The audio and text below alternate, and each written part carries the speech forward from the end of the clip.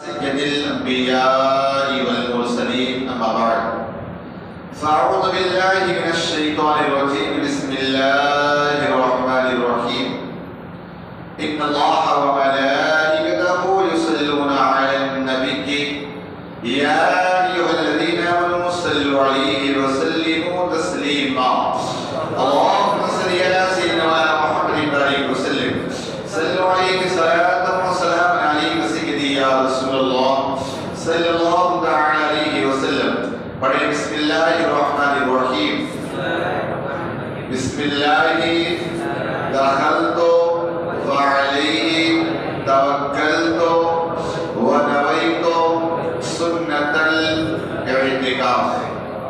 الحمدللہ آج کا ہمارا یہ درس فقہی درس مسائل پر مشتمل درس انشاءاللہ ہوگا۔ الحمدللہ خوشی ہے مجھے کہ آپ لوگ شوق اور ذوق رکھتے ہیں اور دور دراز سے خاص طور سے درس کے لیے آپ حضرات آتے ہیں۔ بہت سارے ایسے بندے ہیں جو یعنی لیکن خاص طور سے ظہر کے درس کے لیے آتے ہیں، بہت بڑی چیز ہے۔ آپ دیکھیے انما الاعمال بالنیت، انسان کی جیسی نیت ہوگی اللہ ویسا ہی اسے بدلہ عطا کرے گا، سمجھے نا؟ اب آپ اگر گھر سے نکلے اس نیت سے کہ درس میں جا رہا ہوں نماز بھی ہو جائے گی، تو آپ کو جب گھر سے چلے نا ایک تو نماز پڑھنے کا ثواب ہر قدم کے بدلے اور ایک قدم اور جو ہے نا وہ آپ کی علم کے راستے میں چل رہے ہیں اس کا بھی آپ کو ثواب مل رہا ہے، ڈبل ڈبل ثواب آپ کو مل رہا ہے۔ ابھی ظہر سے قبل ہی ہمارے ایک دوست کے والد صاحب بتانے لگے، بولے 10 سالوں سے درس آپ کا نہیں چھوڑتا، دور رہتے ہیں لیکن کہتے ہیں کہا لیکن آج میرا ایک سوال پہلے آپ بتا دیں۔ میں نے کہا ٹھیک ہے، سمجھے نا؟ تو بتا رہی ہوں کہ الحمدللہ مجھے خوشی ہوئی کہ لوگ اتنا شوق رکھتے ہیں آپ لوگ سننے کے لیے، اور آقا علیہ السلام کی حدیث سے بات بھی مجھے یاد ہے، سنا دوں کہ میرے آقا علیہ السلام نے فرمایا نا کہ 2 لوگ کا پیٹ کبھی نہیں بھرتا، 2 آدمیوں کا پیٹ کبھی نہیں بھرتا، ایک علم کا بھوکا اور ایک مال کا بھوکا۔ تو الحمدللہ اللہ ہمیں علم کا بھوکا بنائے، مال کا بھوکا نہ بنائے، سمجھے نا؟ تو الحمدللہ آپ علم کا شوق رکھتے ہیں، اچھی بات ہے۔ تو کچھ باتیں سنتے ہیں پھر ان کے سوالات کے جواب دیے جائیں گے۔ آپ اس سے پہلے سن رہے تھے کہ جب انسان کی روح قبض ہو رہی ہو اس وقت کن چیزوں کا خیال کرنا چاہیے۔ گزشتہ ہفتے کچھ باتیں سنیں، آج بھی سنیں گے۔ کہ موت کے وقت حیض و نفاس والی عورتیں اس کے پاس حاضر ہو سکتی ہیں مگر جس کا حیض و نفاس منقطع ہو گیا اور ابھی غسل نہیں کیا اور جنوب سے کو نہ آنا چاہیے، اور کوشش کریں کہ مکان میں کوئی تصویر یا کتا نہ ہو۔ اگر یہ چیزیں ہو تو فوراً نکال لی جائیں، جہاں یہ ہوتی ہیں ملائکہ رحمت نہیں آتی، اس کی نزا کی وجہ اپنے اور اس کے لیے دعائیں خیر کرتے ہیں، کوئی برا کلمہ زبان سے نہ نکلے کہ اس وقت جو کچھ کہا جاتا ہے ملائکہ اس پر آمین کہتے ہیں۔ نظام سختی دے کے سورہ یاسین اور سورہ رعد پڑھیں۔ کیا کہا؟ جو عورت ہے حیض والی جسے ماہواری خون جو مہینہ والا آتا ہے وہ آ رہا ہو تو وہ اس کے پاس نہ جائے۔ اسی طور پر بچہ پیدا ہونے کے بعد وہ خون آتا ہے، اس کے بعد بھی وہ عورت اس نزا کے وقت میں جو آخری مومنٹ میں ہے اس کے پاس وہ عورت نہ جائے۔ اسی طور پر جنوبی جو ہے یعنی اس پر غسل فرض ہوا، دیکھیے ہوتا ہے غسل جان بوجھ کر فرض کرنا، اور ایک ہوتا ہے جائز طریقے سے غسل فرض ہونا یعنی حرام طریقے سے غسل فرض ہونا، اور ایک ہوتا ہے جائز طریقے، دونوں طریقے کا۔ اگر بندہ اگر حلال اور پاکیزہ طریقے سے ناپاک ہوا غسل فرض ہوا جنوبی ہوا تو جب وہ غسل کرتا ہے تو جتنے قطرے بہتے ہیں ہر قطرے کے بدلے فرشتہ پیدا ہوتا ہے اور وہ فرشتے اس کی بخشش و مغفرت کی دعائیں کرتے ہیں۔ اور اگر حرام طریقے سے کوئی بندہ اس پر غسل فرض ہوا تو اس سے عذاب کے فرشتے پیدا ہوتے ہیں، اس پر لعنتیں کرتے ہیں، سمجھے نا؟ تو اپنے آپ کو حرام طریقے سے آپ سمجھ گئے ہوں گے، جو نوجوان بچے ہیں کئی ایسی طریقے اور جس کی وجہ سے حرام طریقے سے ان پر غسل فرض ہوتا ہے۔ بہرحال تو ایسے بندے ہوں یا گھر میں تصویر ہو کسی کی، چاہے تمہارے ابا کی ہو، ابا کی ہو، پیر صاحب کی ہو، سمجھے نا، کسی کی بھی ہو، گھر میں تصویر رکھنے سے رحمت کے فرشتے نہیں آتے، یہ کسی اور بھی نہیں، میرے آقا نے فرمایا، سمجھے نا؟ لہذا یہ نہ ہو کہ میرے ابا کی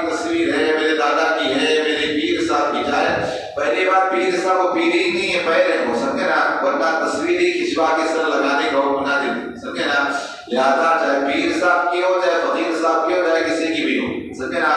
چاند تارے کی تصویر ہمیں گھروں میں لگائیں، ہم اسے نکالیں، سمجھے نا؟ پھر نہ کہنا کہ ہمارے کاروبار میں برکتیں نہیں ہوتی، سمجھے نا؟ اس سے بھی بے برکتی آتی۔ ویسے تو آج انگریزوں کو اللہ بھلا نہ کرے، ان لوگوں نے ایسا سسٹم ہی کر دیا کہ آپ تصویروں سے بچ ہی نہیں سکتے۔ بچ سکتے ہیں، صابن لو، تیل لو، جو بھی لو، اس میں سب میں کیا ہے؟ تصویر ملے گی نا۔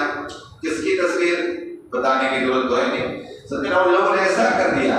تو ہمیں جتنا ہو سکتا ہے تصویروں سے اپنے آپ کو بچانا ہے، اور خاص طور سے نساء کے وقت تو وہ تو ہٹا ہی دیں، ورنہ رحمت کے فرشتے نہیں آئیں۔ اور اس وقت فرشتے دعائیں کرتے ہیں، دعا کرتے ہیں اللہ اس کا بہترین خاتمہ فرما۔ جو دعا کریں گے فرشتے آمین کہتے ہیں۔ لہٰذا اس کے پاس جا کر کے جب مرنے والا انسان ہونا تو کیا کرے؟ اس کے پاس جا کے اچھی دعائیں کرے، اچھی باتیں کرے، سورہ یاسین پڑھے، سورہ رات پڑھے، اس قرآن کی سورتوں کو پڑھے، سمجھے نا؟ یہ نہ ہو پپا تو میں موٹا لگائی دے ورنہ 1 کروڑ کا چیک چلا جائے، سمجھے نا؟ ایسا نہ ہو، ایسی فکر نہ ہو۔ یا دیکھیں وہ بیچارہ، آپ بتاؤ اس سے بڑی پریشانی کس کے لیے ہو سکتی؟ ایسے عالم میں بھی آج کل تو حال یہ ہو گیا کہ 4 اولاد، ایک باپ 4 اولاد کو پالا ہے، لیکن 4 بیٹے مل کر کے ایک ماں اور باپ کو نہیں پال پا رہے، سمجھے نا؟ کہتے لے جا رہا بھائی 1 مہینہ ہو گیا نا۔ دوسرا ایک بندہ بتا رہا ہے، مجھے بڑا افسوس، کروڑ پتی جو پتی بندہ ہے، میں یہ دیکھتا ہوں، میں نے کہا بیٹا تیری خوش نصیبی تو ہی دیکھتا ہے، سمجھے نا؟ ماں باپ کی نعمتیں کس کو ملتی؟ تیری خوش نصیبی، سمجھے نا؟ اور یہ ان کو عذاب سب کے یہ ہوتا ہے، وہ ہوتا ہے، فلاں نے کہا تو بوڑھا ہو جائے گا تو تیری اولاد کرے گی، تو سمجھے نا؟ تو ماں باپ کو بوجھ نہ سمجھے، ان کو اللہ کی رحمت سمجھے، ان کی خدمت دکھائے، سمجھے بات نا؟ تو بہرحال تو اس وقت میں ہمیں اچھے ان کے کلمات، دعائیں، یہ ساری چیزیں کرنا ہے۔ جب روح نکل جائے تو چوڑی پٹی جبڑے کے نیچے سے سر پر لے جا کر گرا دیتے کہ منہ کا کھلا نہ رہے، اور آنکھیں بند کر دی جائیں، اور انگلیاں اور ہاتھ پاؤں سیدھے کر دیے جائیں۔ یہ کام اس کے گھر والوں میں جو زیادہ نرمی کے ساتھ کر سکتا ہے، وہ باپ یا بیٹا ہو، وہ کرے۔ سمجھے بات نا؟ کیا کرنا ہے؟ جیسے روح نکل جائے، پٹی لینا ہے کپڑے کی، اس کو یہاں سے لے کر یہاں باندھ دیں، کیونکہ جب روح نکلے نا تو ایسا نہ ہو کہ منہ کھلا رہ جائے، سمجھے نا؟ جو آ کر دیکھے تو وہ اسی طرح منہ پھیلا رہے، اس کو فوراً باندھ دے۔ یہ کام وہ کرے گا جو نرم دل ہو، سمجھے نا؟ سخت دل نہ ہو کہ لا کر کے چارے کی طرح یا کپڑے کی گٹھری کی طرح باندھ دے، سمجھے نا؟ محبت سے دبا کر باندھ دے، سمجھے نا؟ ہاں یہ سب کے ساتھ ہوگا، خالی یہ نہ سوچو کہ یار اپنے ساتھ تھوڑی ہونا ہے، سب کے ساتھ ہونا ہے، سمجھے نا؟ ہمیں بھی اسی طرح دنیا میں جب آئے تب بھی مجبور تھے، دنیا سے جائیں گے تب بھی مجبور ہی رہیں گے، سمجھے نا؟ کوئی دنیا میں چل کے نہیں آیا اور نہ چل کے چلا جائے گا، سمجھے نا؟ آئے تھے دنیا میں گود میں کھیلتے کھیلتے بڑے ہوئے، جائیں گے دوسرے کے کندھے پہ سوار محتاج ہو تو پھر کس بات میں گھمنڈ کرتے ہیں یار، سمجھے نا؟ بہرحال یہ کرنا ہے، آنکھیں بند کرتے وقت یہ دعا پڑھیں، بسم اللہ وعلی ملت رسول اللہ یسر علیہ امرہ وسہل علیہ ما بعدہ واسعدہ بلقائک وجعل ما خرج الیہ خیرا مما خرج۔ یعنی یہ عربی میں دعا ہے، یاد تو نہیں رہی، بس یہ کہ اللہ ان کا رسول اللہ صلی اللہ علیہ وسلم کی امت کے ساتھ خاتمہ فرما، ان کے ساتھ حشر و نشر فرما، ان کے لیے ساری آسانیاں پیدا فرما۔ جب آنکھیں بند کرو اس طرح کے، اس کے بعد پیٹ پر لوہا یا گیلی مٹی اور کوئی بھاری چیز رکھ دیں کہ پیٹ پھول نہ جائے، مگر ضرورت سے زیادہ وزنی نہ ہو کہ باعث تکلیف ہے۔ یعنی بتا ہی رہے ہیں کہ اگر اندیشہ ایسا ہے کہ گرمی بہت زیادہ ہے، یہ لکھ دیا گیا ہے، آج تو اس کے لیے بھی فریزر آ گئے، سمجھے نا؟ یہاں نہیں ہے، ہمارے یو پی وغیرہ میں نے دیکھا، اب کی بار گیا تو میں پوچھا یہ کیا ہے، بولے کہ یہ میت رکھنے کے لیے ہم نے میرے ابا کے اماں کے سارے سوال کیے۔ میں نے کہا اچھا تو کس کیا ہوتا ہے؟ کہا اس کو لگا دیتے، اس طرح رہتا، برف بنا رہتا ہے، اور اس کے بعد یہ تو میرے شرم نہیں آتی۔ حضور صلی اللہ علیہ وسلم نے فرمایا 5 چیزوں میں جلدی کرو، ان میں سے ایک چیز یہ ہے کہ جتنی جلدی ہو سکے اپنے مردے کو دفنا دو، اس کو آگے کی منزل کی طرف بڑھا دو۔ اور اس کے بعد ایک بندہ تو بتانے لگا کہ ایک انتقال کر کے اس کو 2 دن رکھے نا، اتنا برف بن گیا کہ اس کے اوپر پانی ڈال ڈال کے برف بمشل چھڑایا، جیسے گوشت گریل میں جم جاتا ہے نا، اس انداز۔ یاد رکھیں مرنے کے بعد اگر انسان کے جسم پر اگر ایک مکھی بھی بیٹھے نا، اسے پہاڑ کی طرح محسوس ہوتا ہے، پہاڑ کی طرح۔ لہذا ضروری ہے کہ انسان اپنے میت کی حفاظت کرے، اس کو کوئی ایسے پیٹ پھولنے کا نشہ کوئی ہلکی چیز رکھ دے تاکہ پیٹ پھولے نہیں، یہ نہ ہو کہ کوئی رنگ وزنی چیز کی باہر نہ نکل کے بھاگنے نہ پائے، سمجھے، ایسا نہ ہو، اس کو کیا ہے ہلکی چیز، ورنہ مکھی بھی بیٹے کی طرح سے بات اسے پہاڑ کی طرح لگتی ہے۔ میت کے سارے بدن کو کسی کپڑے سے چھپا دیں، اس کو چارپائی یا تخت وغیرہ کی کسی اونچی چیز پر رکھیں کہ زمین کی سیل نہ پہنچے۔ یعنی یہ بتا رہے ہیں کہ اسے کھاٹ ہے، اسے رکھ دیں، تخت ہے، اس پر کپڑے سے ڈھانپ کے رکھ دیں، سمجھے بات نا، چونکہ قیمتی ہمارے لیے غیروں کی طرح نہیں کہ لے کے کچڑے کو جلا کے چلے آتے، ہمیں اس کو جا کے چھپانا ہے، تو اسے چھپا کر اس طور پر رکھ دیا جائے، زمین پر نہ رکھیں۔ پتا چلا زمین کی جو اس کی ٹھنڈک ہے یا زمین کی جو ہوتے ہیں نا، جو بارش میں آتا ہے گیلا گیلا ہو جاتا ہے، کیا بولتے ہیں، جھاکڑ، وہ آ کے اس کو تکلیف پہنچے، ایسا نہیں ہونا چاہیے۔ یہ اپنے مردے کو اس ساری چیزوں سے بچانا چاہیے۔ اور بھی باتیں انشاءاللہ کل سماعت کریں گے، کچھ سوالات ہیں اسے انشاءاللہ آپ کی گوش گزار کرنا۔ وہ صاحب نے پوچھا کہ قرآن پاک میں بیوی اور باندیوں کا ذکر، اس سے کیا مراد؟ دیکھیے قرآن پاک میں جو بیویاں مراد ہیں، وائف یعنی آقا کریم صلی اللہ علیہ وسلم کی بیویاں، کیا نساء نبی کی لستن کاحد من النساء، یعنی اے نبی کی عورتوں، سمجھے نا، تو وہاں پر آقا کریم صلی اللہ علیہ وسلم کی ازواج بیویاں مراد ہے، تو ہماری مائیں جو قرآن پہ ذکر ہے۔ اور ایک باندی کا ذکر جو ہے نا، اس دور کے اندر پہلے جو تھا غلامیت کا دور تھا، جس طرح جب گاڑی لے بیچ کرتے ہیں نا، اس زمانے کے اندر انسانوں کی خرید و فروخت ہوتی تھی، انسان لے بیچ کیے جاتے تھے، سمجھے نا، انسان خرید، انسان غلام بنائے جاتے تھے۔ اب جیسے یہ مصطفیٰ بھائی ہیں، اس کو ہم نے خریدوں کو ہم کو خرید لیا ہم نے، اب دیکھیں گے ان کے جسم پر یہ، متھے پر اس طرح یہ، وہ سارے نشانات اس دستاویز میں لگا دیے ہیں، اس پر ہمارے غلاموں کو ہم لے کے چلے گئے، سمجھے بات نا۔ اسی طور پر جو مرد رہتے تھے اس کو غلام کہا جاتا تھا، اور جو عورتیں بنائی جاتی تھی اس کو لونڈی اور باندی کہا جاتا تھا۔ تو اس زمانے کے اندر بیوی کے علاوہ اگر کسی کی باندی ہوتی تو اس باندی کے ساتھ بھی صحبت کرنا، بچے پیدا کرنا، ساری چیزیں جائز تھی، لیکن میرے آقا صلی اللہ علیہ وسلم نے ان ساری چیزوں کو آپ نے بعد میں حرام فرما دیا، منع فرما دیا، اور ارشاد فرمایا انسان اپنے ماں کے پیٹ سے جب آزاد پیدا ہوا ہے تو ہم اور آپ کو اس کو غلام بنانے والے، دھیرے دھیرے یہ غلامیت کا دور ختم ہو گیا۔ لہذا جو مرد ہوتا اسے غلام، اور جو عورت غلام ہوتی اسے باندی اور لونڈی کہا جاتا۔ سمجھے بات نا؟ سوال یہ ہے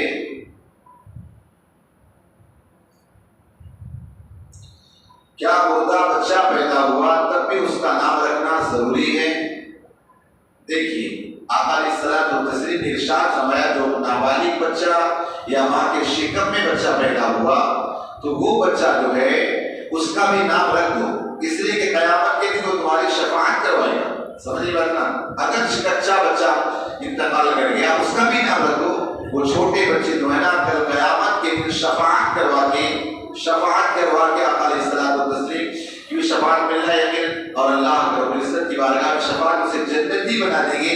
لہذا اگر کچا ہی بچہ کیوں نہ، مطلب یہ کہ اگر زندہ نہیں ہوا اسے نام رکھنے کی کوئی ضرورت نہیں، رکھ دو تو اچھا ہے، اس لیے تاکہ نہ سب میرا ایک بچہ یہ تھا اسی طرح آف ہو گیا تھا، سمجھے نا، کوئی ضروری نہیں، لیکن آپ دنیا میں آیا ہے تو اس کا نام رکھنا ضروری ہے، نام رکھ دیا جائے۔ لہذا کچے بچے ہوں یا جو نابالغ میں انتقال کر جائیں وہ سب قیامت کے دن خدا کی بارگاہ میں شفاعت کروا کے اپنے ماں باپ کو جنت کا حقدار بنائیں گے۔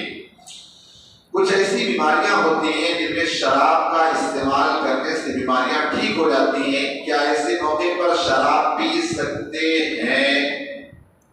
نہیں، حرام چیزوں میں اللہ نے شفا نہیں رکھی۔ میرے آقا علیہ السلام نے فرمایا حرام چیزوں میں شفا نہیں رکھی، کس نے کہا؟ کیا یقینی ہے کہ انسان کو شفا اس سے مل جائے؟ نہیں، حلال چیزوں میں شفا ڈھونڈو، حرام چیزوں میں شفا نہ ڈھونڈو۔ اگر شراب سے اس کا علاج کوئی بھی بتا دے لیکن حرام چیزوں سے اس کا علاج نہیں کیا جا سکتا، حرام ہے تو حرام ہی رہے گی۔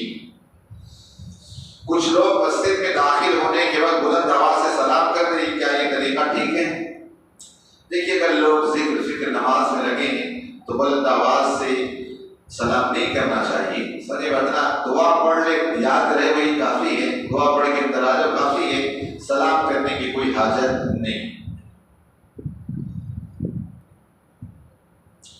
میری درگاہ کے پاس ایک دکان میری ایک درگاہ کے پاس دکان ہے جہاں مجھے لوہے وغیرہ کی مٹھیاں بھی بیچنی پڑتی، کیا یہ ٹھیک ہے؟ نہیں، لوہا پیتل یہ سب جہنمیوں کے لباس ہے، لہذا اس کی خرید و فروخت کرنا بھی جائز نہیں۔ صرف چاندی کی مٹھیاں بیچی جائے یا سونے کی طاقت ہے جو آپ عورتوں کو بیچے، عورتوں کو دے یا کوئی شوہر اپنی بیوی کے لیے دے، تو سونے اور چاندی کے علاوہ انگوٹھیاں بیچنا یہ جائز نہیں ہے۔ اگر شما کے مداوت 10 انگوٹھیاں پہنے ہوں بھجوا رہے ہوں نہیں، اگر سے آپ کی وہاں دکان ہے تو وہی اس طرح کی جائز چیزوں میں اللہ نے، حلال چیزوں میں برکتیں رکھی، حرام چیزوں میں اللہ نے برکتیں نہیں رکھی۔ کچھ نہیں، دوست ہوتا ہے وہ بولتا ہے کہ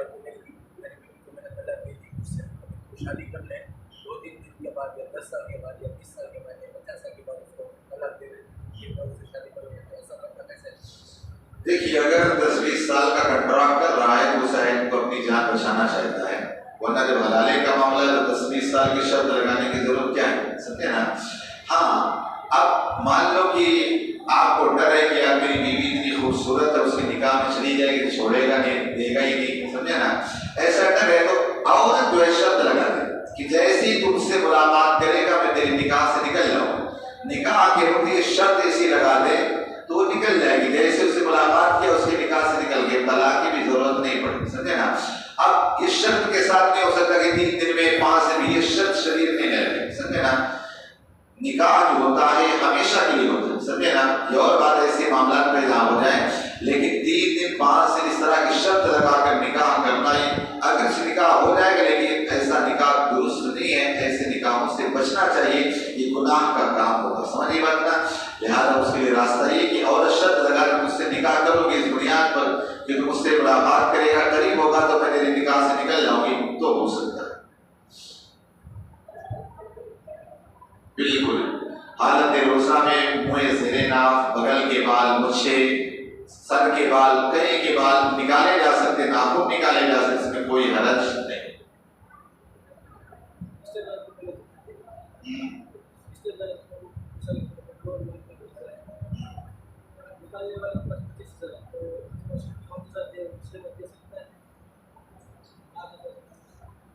مطلب اس کا 2 لاکھ کا قرضہ ہے برابر، اور جو دینے والا اس کے پاس کتنی زکات ہے؟ 25,000 نکالیں گے، تو ظاہر سی بات ہے 2 لاکھ کا قرضہ ہے، تو آج لوگ قرضے جو کرتے ہیں نا زیادہ تر الٹے سیدھے ہی قرضے ہوتے، سمجھے نا؟ پرسوں ایک بندہ مجھے بتانے لگا، بولنے لگا ایسے ایسے مسئلے آتے کہ اللہ کی بنا، وہ بندہ کہنے لگا کہ اس کا بیٹا جو اس کے پاس 50 لاکھ کا مکان ہے اور بھی چیزیں ہیں اور سونے ہیں، ساری چیزیں ہیں، اب اس کے بعد وہ کہنے لگا کہ وہ لڑکا جو تھا بالغ ہے، شادی شدہ ہے، وہ بتانے لگا کہ اس نے شیئر مارکیٹ میں کیا، اور شیئر مارکیٹ میں کچھ ہوتی ہے سسٹم ہوتا ہوگا، اس نے 5 لاکھ بھرا، 10 لاکھ بھرا، قرض میں لا کر، سمجھے نا؟ اس طرح بھرا جو گھر میں تھا وہ بھی گیا اور جو باہر کا تھا وہ بھی چلا گیا۔ اب میں زکات لے سکتا ہوں یا نہیں لے سکتا؟ میں نے کہا بھائی سونے جب اتنے سارے آپ کے پاس 10 تولہ سونا ہے، فلاں ڈھمکا کا، تو آپ کی ضرورت کیا ہے؟ سمجھے نا؟ تو آج حال یہ ہوتا ہے، تو قرض ہمیں دیکھنا کس ٹائپ کا ہے، کیا اس کی ضرورت کے مطابق ہو گیا تو آپ اسے دیں، ورنہ کوئی گناہ یا غلط چیز کرا اس میں گویا کہ آپ گناہوں پہ مدد کرنے والے ہو گئے۔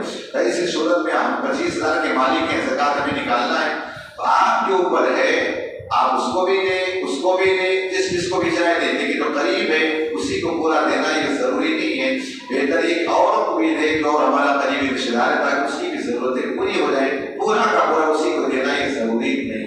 جیسے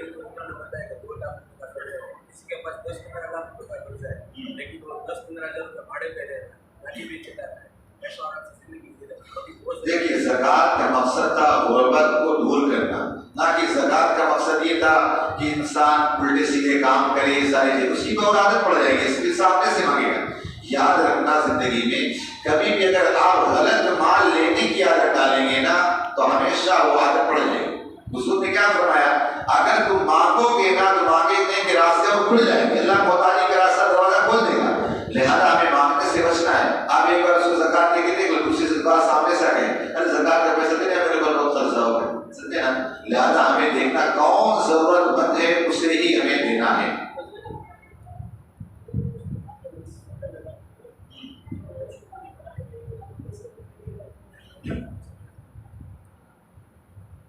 گینا ہے تو سونے ہے تو پھر وہ مالک کے نصاب اگر ہے 7.5 تولہ سونا ہے یا 52.5 تولہ چاندی ہے یا اس کی رقم ہے، تب اس طور پر کیسے وہ زکات کے پیسے دیے جا سکتے ہیں۔ ہاں بچے اگر بالغ ہے تو، نابالغ ہے تو نہیں کر سکتے۔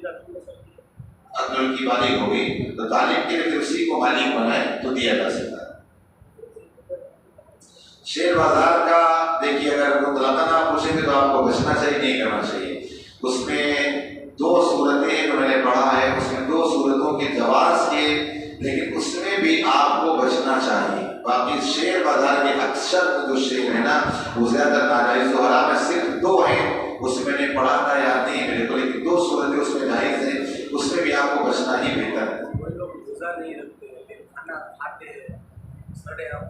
قتل کر دینا چاہیے۔ روزہ نہیں رکھ سکتا تو روزے کا احترام تو رکھ سکتے ہو، شیخ فانی ہو گئے، پریشانیاں کیا ہیں سمجھے نا، تو ظاہر سی بات ہے آپ کم سے کم اتنا تو کر سکتے ہو کہ اپنے آپ کو بچا تو سکتے ہو نا، کہ لوگوں کے سامنے نہ کھایا جائے، لوگوں کو کہ دیکھیے تمہارے اور اللہ کے درمیان کے راز ہے۔ آپ اگر نہ کسی کو ظاہر کرو، آپ بیمار مان لو آپ بیمار ہو، کسی کے سامنے نہیں کیا گھر میں پہنچ کے کھا لے گا، تب کس کو پتا چلے گا؟ تو اگر آپ کے ساتھ ایسی مجبوریاں ہیں اور آئندہ کبھی روزہ رکھ بھی نہیں سکتے ہو تو آپ کے حکم یہ ہے کہ آپ چھپاؤ، کسی کے سامنے نہیں، سمجھے نا۔ وہ مجوسی کا واقعہ بیان کیا جاتا نا، ایک مجوسی لگا تھا، سمجھے نا، وہ جیسے ہی مجوسی تھا تو جیسے رمضان آتا نا وہ احترام کرتا، کھاتا نہیں پیتا نہیں کچھ بھی نہیں، سمجھے، بنداس کی طرف فری رہتا، سمجھے نا، احترام۔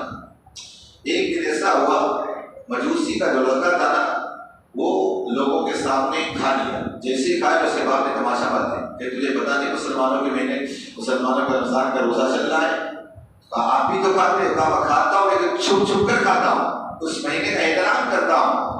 جب وہ بندہ مرا نا اللہ ایمان کی دولت بھی دیا اور اسے جنتی بھی بنا دیا۔ تو اگر ایک مجوسی اگر اس چیز کو کرے، ادب کرے رمضان کا، تو جنتی بن جائے۔ تو اگر آپ کے ساتھ ایسی مجبوریاں ہیں کہ روزہ نہیں رکھ سکتے، پہلے ایک ٹھیک نکالو۔ میں نے کہا تھا نا کہ انسان جو ہے اپنے دماغ سے ساری چیزیں سوچتا ہے۔ آج ہم ضرور کہتے رسول اللہ صلی اللہ علیہ وسلم کا کلمہ پڑھتے ہیں لیکن رسول اللہ کی باتوں پہ بھروسہ نہیں۔ میرے آقا نے کیا کہا، صوموا تصححوا، روزہ رکھو صحت مند ہو جاؤ گے۔ روزہ رکھو نا، آقا کی بات پہ یقین پیدا کرو، سمجھے نا۔ آج بھی جو ابراہیم سا ایمان پیدا، آگ کر سکتے ہیں دانے گلستہ پیدا، ابراہیم سا ایمان تو پہلے پیدا کرو۔ آج سمجھے نا فضائے بدر پیدا کر، آج بھی تیری مدد کو فرشتے اتر سکتے ہیں گردوں، سمجھے نا، اس طرح کے حالات تو پیدا کرو پہلے۔ آج ہمیں روزے نہیں رکھنا، بہانے بازی بہت ساری ہوتی، دھوپ میں کھڑا رہے گا، یہاں رہے گا، تیری دنیا کی ضرورتیں پورا کرتے کہ نہیں، یہ کوئی بہانے بازیاں نہیں۔ واقعی ایسا بڑا انسان ہے، پریشان ہے، نہیں رکھ سکتا ہے، وہ بھی لوگوں کے سامنے کھلا کھلا کھائے گا اور پیے گا نہیں۔ اسلامی حکومت ایسے سخت شخص کو سخت سے سخت سزا دی جائے گی۔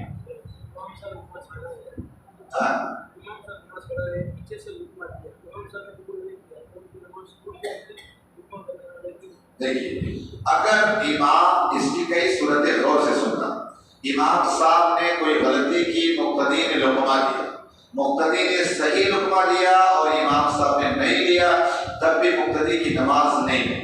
دوسری صورت یہ کہ مقتدی نے غلط لقمہ لیا، امام نے لقمہ لے لیا، سارے لوگوں کی نماز چلی گئی۔ مقتدی نے غلط لقمہ لیا، امام نے نہیں لیا، مقتدی کی نماز چلی گئی۔ سمجھ بات نا؟ امام صاحب صحیح، ہاں، مقتدی نے غلط لقمہ دیا، مقتدی کی نماز چلی گئی، اور اسی وقت وہ تیسری رکعت کے لیے کھڑا ہوا تو اسی وقت رکعت باندھ سکتا ہے۔ ہاں، اس کی پہلی جہاں تک نماز پڑھا تھا چلی گئی، اب مسبوق کی حالت میں نہ وہ نیت باندھے اور نماز کو مکمل۔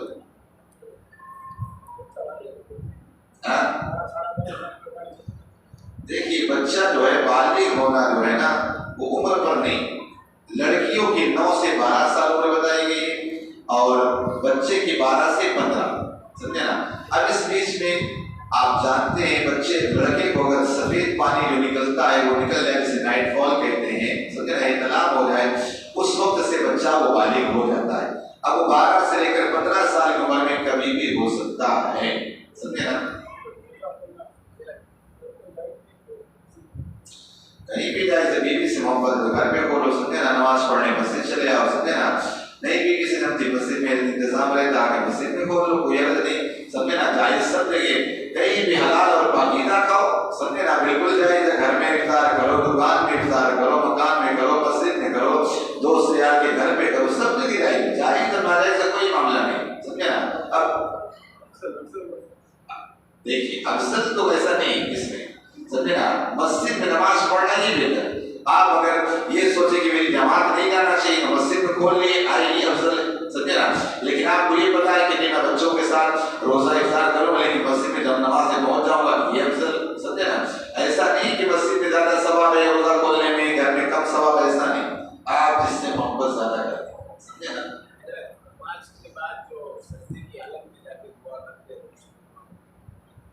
دیکھیے دعا کا جو طریقہ ہے وہ یہ کہا گیا ہر چیز کا ایک قبلہ ہوتا ہے، نماز پڑھتے ہیں جو بھی قبلہ ہے، سمجھے نا، اسی طور پر دعا کا بھی ایک قبلہ ہے وہ آسمان ہے، سمجھے نا، دعا کا قبلہ وہ آسمان ہے، ہاتھوں کو سینے تک اٹھائیں، دونوں ہاتھوں میں تھوڑی جگہ رکھیں اس طرح۔ اب اگر جتنا مصیبت میں پھنسے اتنا ہاتھ کو اٹھا کے دعا کریں۔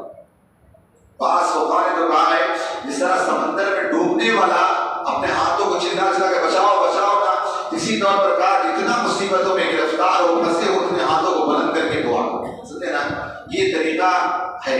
لیکن اگر کوئی بندہ یہ سوچتا ہے اس طرح میں مجھے خشوع کو نہیں ملتا، میری توجہ رب کی طرف نہیں جا سکتی، تو سجدے کی حالت میں بھی جا کے دعا کر سکتا ہے۔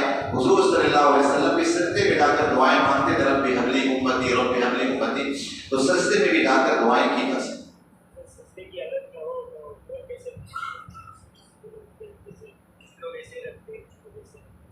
اس طرح کر لیں، سمجھے نا، یاد رکھنا یہ نیت دل کے ارادے کا جو ہے نا اسی کا اعتبار ہے، آپ کی جیسی نیت ہو اسی اعتبار سے، سمجھے بات نا، آپ چاہے اس طرح ہاتھ کرے چاہے اس طرح کرے کوئی اس میں وہ فرق نہیں، سمجھے نا۔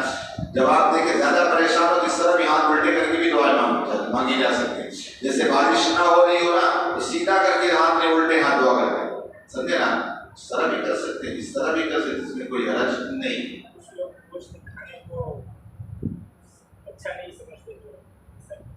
ان کا ایمان کمزور ہے، سمجھے نا،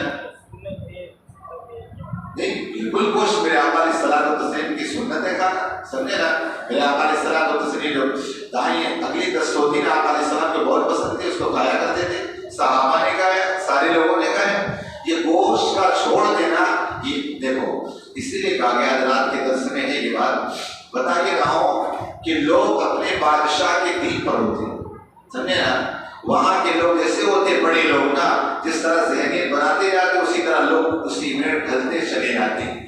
آج اسکول اور کالجوں کے اندر یہ چیزیں ڈالیں، گوشت کھانا، جیو ہتیا، فلاں ڈماغا، تو ہمارے بچوں کے ذہن میں بات پیدا ہوتی جا رہی ہے، سمجھے نا، کہ نہیں گوشت نہیں کھانا چاہیے۔ گوشت میں ایسے ایسے وٹامن سے ایسی چیزیں ہیں، آپ دیکھیں جو چیزیں مسلمانوں کو اللہ نے عطا کی ہے کافروں کا نہیں ہو، کچھ چیز ایسی میں نہیں بول سکتا، ہم سمجھ نہیں پاتا۔ بہرحال آپ دیکھیں کہ اللہ رب العزت نے نعمتیں عطا کی، صحابہ سے زیادہ کیا متقی اور پرہیزگار ہو سکتے ہو؟ صحابہ کرام ایک مرتبہ کیا کیا، کہا آج کے بعد نہ اچھا کھانا کھائیں گے، نہ گوشت کھائیں گے، نہ بیویوں کے پاس جائیں گے، صرف روزہ رکھیں گے، رات میں نماز پڑھیں گے۔ آپ علیہ السلام کو تشریف نے بلایا، کہا اللہ کی مخلوق میں مجھ سے زیادہ کوئی عبادت گزار ہے؟ اللہ کے بندوں مجھ سے بڑا کوئی بندہ ہے؟ کہا میں شادی بیاہ بھی کرتا ہوں، گوشت بھی کھاتا ہوں، ساری چیزیں کھاتا ہوں، سمجھے نا، لہذا گوشت کا چھوڑ دینا اگر اس نیت سے کہ میں اپنے نفس کو ماروں تو ٹھیک ہے، لیکن معاشرے کے رویہ نہیں کھانا چاہیے، ان کا دل دکھتا ہے، سمجھے نا، ان کا دل دکھتا ہے، یہ ظاہر سی بات تمہارے ذہن کے اندر ان کے مذہب کی کچھ نہ کچھ چیزیں آ رہی ہیں، یار اس سے بچنا ہے، بالکل گوشت کھانا چاہیے، سمجھے نا، بالکل۔ اس کو ایک سوال ہے इस वक्त सोशल मीडिया पर बहस चल रही थी कि पैदल हज के लिए जाने से सवाब ज्यादा मिलेगा या नहीं। इस सिलसिले में आप क्या कहते हैं? मैं क्या कहूँगा, शरीयत जो कहेगी वो बताऊंगा। कल अल्लाह